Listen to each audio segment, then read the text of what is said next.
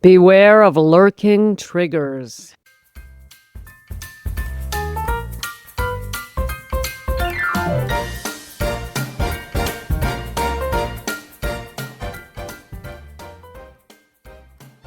Hello, gals, and welcome to the second episode of the Sober CEO, a segment inside of Sober Living Snippets where we live alcohol-free so we can heal our relationships, grow our businesses, feel youthful again, and overcome negative emotions. And we do a lot more than that.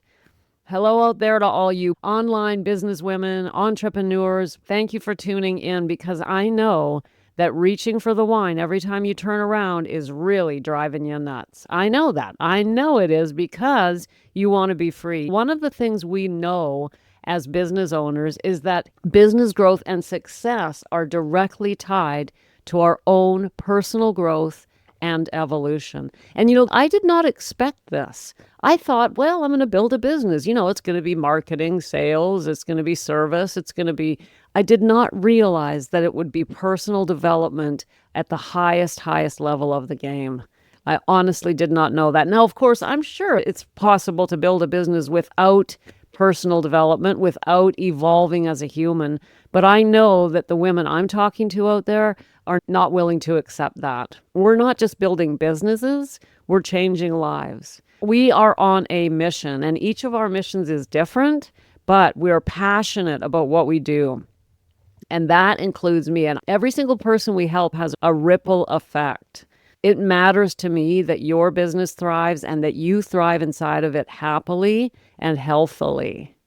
I know that you're successful, you're building, but you keep reaching for that glass. You tell yourself it's stress or habit or the pressure, but those are not the real reasons. And today I'm going to talk to you about 5 silent triggers that are embedded right in how we work, in how we lead, and how we've been trained to perform. These are silent triggers that affect us. And once you recognize them, you'll have a better handle on why you're drinking. So let's get started. Trigger number 1 are what I call visibility triggers. Visibility triggers. Being seen brings up something deeper in us. And in order to be successful entrepreneurs, we have to be willing to be seen. We have to show up. We have to show up on social media. Perhaps you've got your own podcast. You are not just hiding behind a desk somewhere in your home. You've got to show up in the world and be the woman that people want to work with. And that is visibility. Well, behind that visibility, there's stress. There's fear of judgment, criticism, or even being misunderstood. And there's the fear of the good old-fashioned hater, which we all have, people who will lash out at us just because we're there. We know it's not personal, but we're human. It feels personal. So there's all these things. There's the fear of not being perfect when we're being seen. A fear that if they knew the whole truth, they wouldn't respect you. That's a huge trigger, a huge trigger. You're showing up in the world, doing your best to help people, building something amazing, and yet behind the scenes, you're having a little bit too much wine, and that can really tear down not just your self-confidence, but your business itself. It's really important that we don't have these hidden weaknesses that we think are weaknesses. And all of these visibility stressors make us reach for the alcohol, and the alcohol itself becomes a buffer between us and the vulnerability of being seen. Listen, success demands visibility, and visibility threatens the part of us that's still healing. We are human. Despite being the leader in your business, despite being the one that's showing up for everyone else, you're still human, my dear. And this is a very real trigger. Visibility triggers. I'm not sure if you've ever thought of them that way before, but I'd like you to think of them that way now. From now on, give yourself a bit of a break. You got to show up. You got to be visible in the world. And that takes guts, babe. That takes guts. So if you're reaching for the wine, it's understandable why you would be reaching for the wine. But of course, here at Sober CEO, I'm going to teach you how to handle visibility triggers without the wine. That's number 1. Number 2 trigger I want to talk about today are what I call control triggers. Control triggers. When things don't go your way, wine feels like a way to take back your power.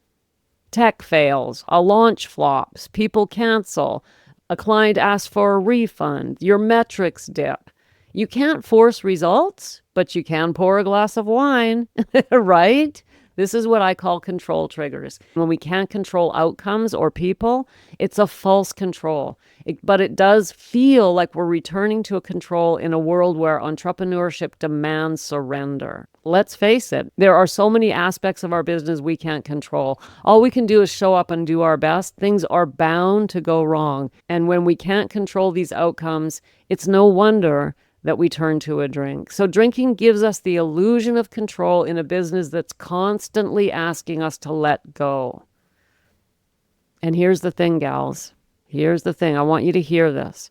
The more control you crave inside your business, the more dangerous the wine becomes. I want to say that one again. The more control you crave inside your business, the more dangerous the wine becomes. I talk to all of my snippet lovers about letting go, letting go, letting go, allowing people to be who they're going to be, accepting that things will happen in the world, realizing that whatever's going on in our lives is not happening to us, but happening for us. And this applies to our business. If the metrics dip, if people cancel or a launch flops or whatever happens, this is an excellent opportunity to learn how to let go instead of grabbing onto the wine. So there we have it. Trigger type number 2 are control triggers. The third type of trigger I want to talk about is like the opposite. I call these success triggers. Yes, success can be a trigger too. You hit a massive milestone. You feel the urge to celebrate, release, or even self-sabotage. Success can trigger us to drink because we're celebrating, or drink to actually sabotage if we have a subconscious underlying belief that we don't deserve to win. That's why we have to face ourselves and realize if we do have limiting beliefs, subconscious beliefs, we will self-sabotage, and wine is a really good way to do it. Another problem with success triggers is that success in itself, wins in themselves, can be addictive. And it's never quite enough, never quite enough. You drink to numb the emptiness after a win or after a high. The thing to remember with success triggers is that success without self-trust is a trap, and alcohol waits at the bottom. Every time you succeed and you find yourself drinking too much, you're sabotaging your own success. So trigger number 2 tells us we have to learn how to fail, and trigger number 3 tells us we have to learn how to succeed without alcohol. Okay, number 4, the fourth type of trigger is the isolation trigger. I touched on this last Friday. No one really gets what you do, and that gets heavy. That gets heavy. As I mentioned last week, we're building something that family and friends don't fully understand. Even though you're in a mastermind or a course, you're still feeling disconnected. There's the loneliness of entrepreneurship. We add to that alcohol reliance, and it equals double visibility. So you're already feeling the loneliness of this world, and then add on top of it the fact that you're drinking more than you should, and then you can't share that drinking, and you've got double loneliness. And even when we're not alone, if we're drinking too much, we feel isolated because we can't share it with anyone. We're successful people. You're successful, you're showing up, you're blowing everybody's mind. You can't exactly just come up in the middle of it all and say, yeah, but I drink way too much wine. And sometimes this may have even happened to you. Maybe you do feel like I need to tell someone, I need to share this with a friend. And half the time when we do that, they come back and go, you don't have a problem. Oh, you're fine. Have you ever had that one happen? Happened to me a lot. This happens to all of us, not just business women. This happens to us in our professions and our businesses. When we show up in the world and we look successful, it's hard to ask for help because half the time people don't even believe that we have a problem. And then the worst, they say, oh, you don't really have a problem. And then we decide to believe them because it's an easy out. It's a trap that business women and professional women alike can fall into. That's trigger number 4, isolation triggers. And number 5, the 5th trigger type is the collapse trigger. I call this the collapse trigger. When the pressure builds so high alcohol becomes the exit door. You've been going hard, over-functioning, keeping it all together. It's God, it's happening. I'm going, look at me. You're not only building the business, but you're on track. You're working out, you're eating right. Everything's going so great that you're overdoing, over-functioning. And finally, in order to stop, you actually end up crashing. The evening wine isn't pleasure, it's an escape from the edge of burnout. This overfunctioning is actually burnout in disguise, or burnout on its way. And the harder you push, the more likely you are to pour that glass, because collapse will be inevitable. So the wine is not the problem, our pace is. While we're building our businesses, we have to learn to pace ourselves and look after ourselves at all times, or we will invariably crash. So those are the 5 triggers I want to point out for you. The 5 triggers. Number 1, visibility trigger.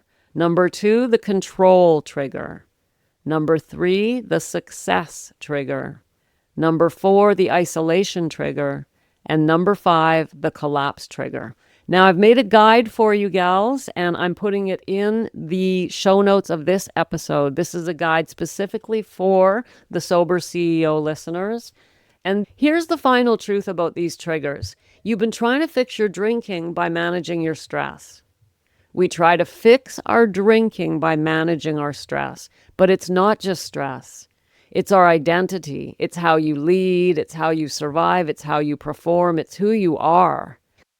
And until you start to name these triggers for what they are, alcohol will always have a quiet backstage pass to your life. It's time to step up, gals, and look these in the face and recognize why you're drinking and why you're triggered and why you are susceptible to these very particular types of triggers. You're showing up in the world, you're doing what you're supposed to do, but you have an underlying propensity to alcohol. As I've said before, alcohol doesn't discriminate. Just because you've stepped up in the world doesn't mean that alcohol will just fall away. That was a lie that I told myself all my life. In my 20s, I was uneducated, and as you may or may not know, I was a prostitute and a bit of a mess.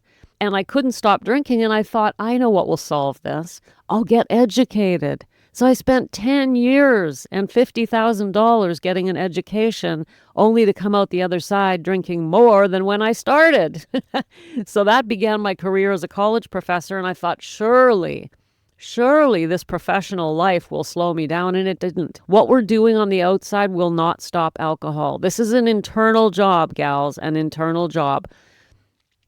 And in order for your business to flourish, you're going to have to turn around and look inside. And that's why I'm here, and that's why I'm so glad that you're here. If you'd like the guide that I created for you, where I outline these 5 triggers, give you reflection prompts for them, go to the show notes, grab that guide, and let's get you building your business alcohol-free and stepping up in the world as the sober CEO I know that you can be. Thank you for joining me. Have a beautiful weekend, everyone, and I'll see you on Monday. Thanks for popping in. Be sure to come back tomorrow so we can keep your head on straight. Sending you buckets of love.